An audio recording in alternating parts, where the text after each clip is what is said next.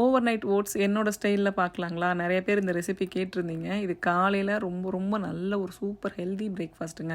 No sugar, completely பார்த்தீங்க அப்படின்னா tasty யம்மின்னு தான் சொல்லுவேன்.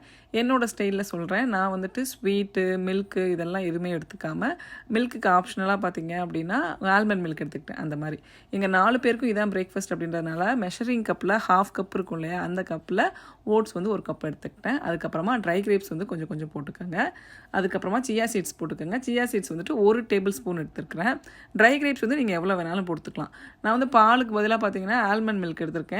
1 கப்பு ஓட்ஸ் எடுத்தீங்க அப்படின்னா 1.5 கப்பு வந்துட்டு பால் எடுக்கணும். பாலோ ஆல்மண்ட் மில்க்கோ எதுனாலும் சரி.